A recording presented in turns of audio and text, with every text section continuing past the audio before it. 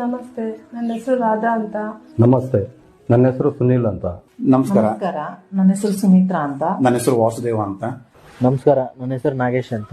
ಕಾವ್ಯ ಅಂತ. ನಮ್ಮ ಮನೆಯಲ್ಲಿ ಬಹಳ ಸಮಸ್ಯೆ ಇತ್ತು. ನಮ್ಮ ಯಜಮಾನರು ಕೆಲ್ಸಕ್ಕೆ ಹೋಗ್ಬೇಕಾದ್ರೆ ತುಂಬಾ ತೊಂದರೆ ಆಗ್ತಾ ಇತ್ತು. ಆ ಮನೆಯಲ್ಲಿ ದಿನ ಜಗಳ, ಕಿರಿಕಿರಿ, ಮಕ್ಕಳು ಹೇಳಿದ ಮಾತೇ ಕೇಳ್ತಾ ಇರ್ಲಿಲ್ಲ.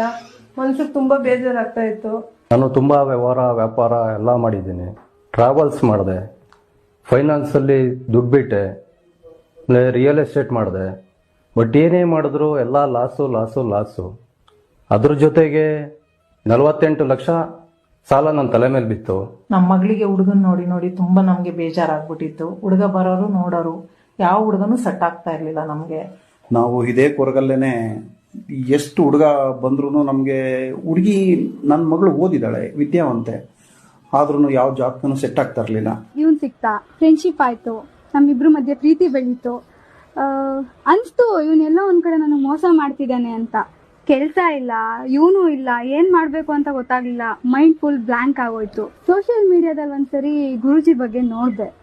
ಕಾಂಟ್ಯಾಕ್ಟ್ ನಂಬರ್ ತಗೊಂಡು ಕಾಲ್ ಮಾಡಿ ವಿಚಾರಿಸ್ದೆ. ಕೈ ರೇಖೆ ಫೋಟೋ ತಗೊಂಬನ್ನಿ ಅಂತ ಹೇಳಿದ್ರು. ಹೋದ್ವಿ, ಇಬ್ರಿಗೂ ಅವರು ಪರಿಹಾರ ಹೇಳಿದ್ರು. ಅದನ್ನ ನಾವು ಮಾಡಿದ್ವಿ. ನಿಧಾನವಾಗಿ ಪರಿಹಾರ ಸಿಗ್ತಾ ಬಂತು ನನಗೆ. ಜಾತಕ ಎಲ್ಲ ಕೂಡು